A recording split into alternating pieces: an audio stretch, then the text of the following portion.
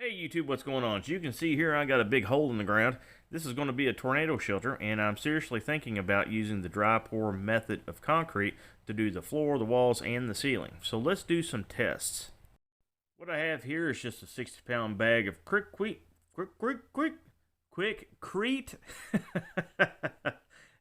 I had to break out the fancy tools today and get into finding something that I could simulate a screed, and that is a paper towel roll.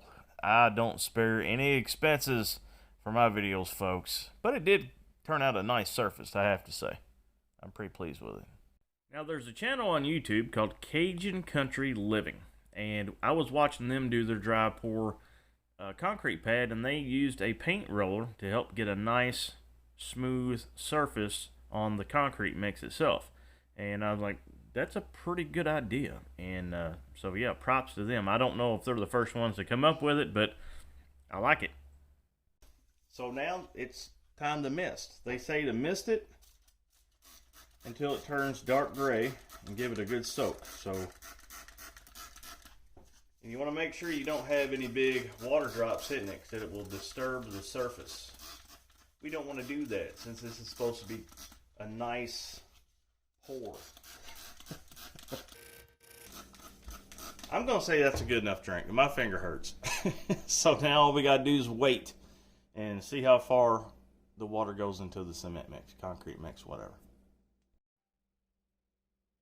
If you look close, you can see the water starting to seep down into the mix. It's only been like 5 minutes. So right now it's 8:50 in the morning. So I'm going to come back to this at 9:50, and we'll see how far it's progressed. Okay, I'm actually late. It is 10 after 10. So let's give her a water again. I'm going to soak it really good. And then I'll come back in another hour and do it again. Okay, I believe I watered this plenty, because water's actually starting to hold on the top. As you can see, the water's creeping down. I mean, it's working. It's slow, okay? So this is watering number 2. I'm going to give it another hour, and I'll come back and do watering number 3. It's been another hour, and it's time for watering number 3. Now, this is pretty hard already. If you look down here, you can see how far the water's come so far. So, watering it again. I'm hitting the edges kind of hard, because I'm thinking that's where most of the water kind of travels down. It seeps down the edges, so.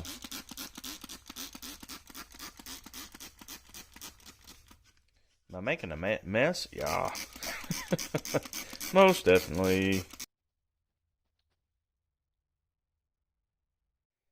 And this is soaking number 4, I believe.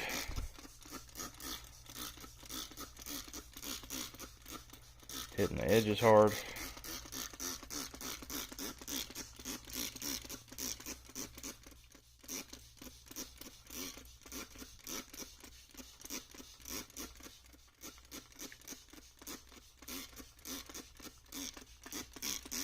You know what? I have soaked this enough. Honestly, 4 times. It's saturated enough. There's enough moisture in that concrete. It should, over a little bit more time, get down to the bottom. It's getting close. It's almost there. So I'm going to say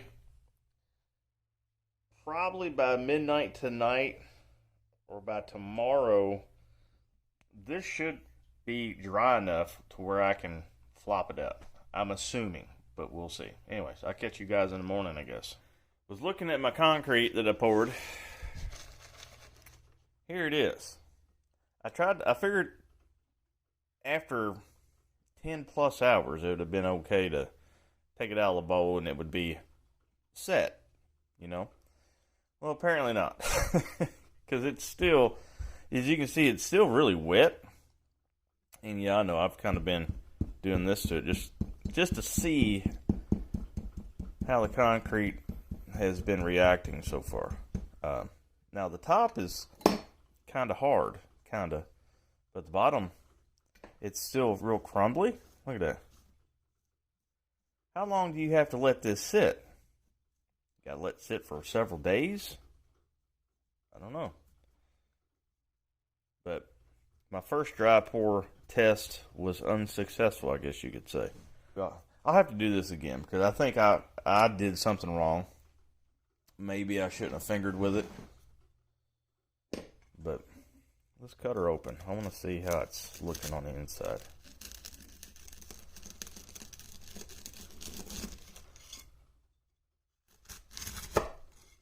Science, y'all. Oh, well, shit. Is it even wet on the inside? Yeah, it's got all kinds of moisture in it. I'm just kind of curious how come it didn't get hard.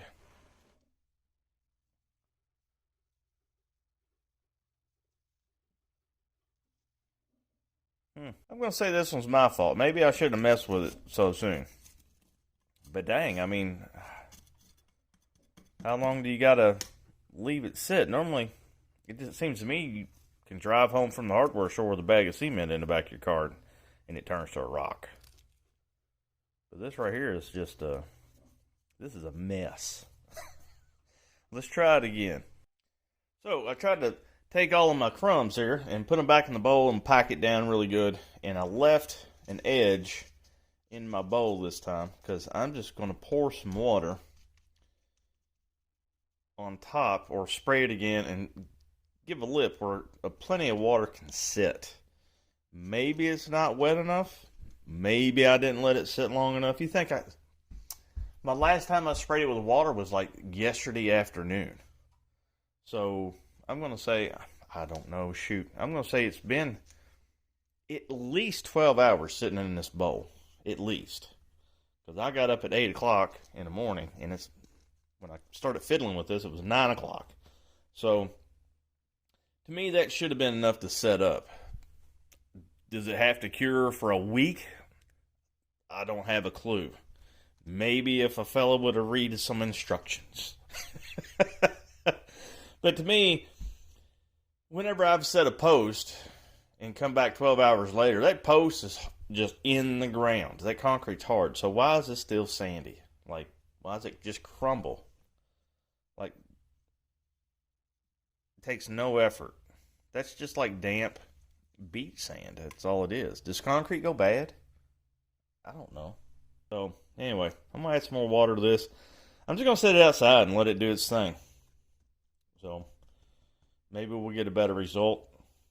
Maybe the cement won't work now since it's already had moisture added to it. Don't know. It's all in the name of science.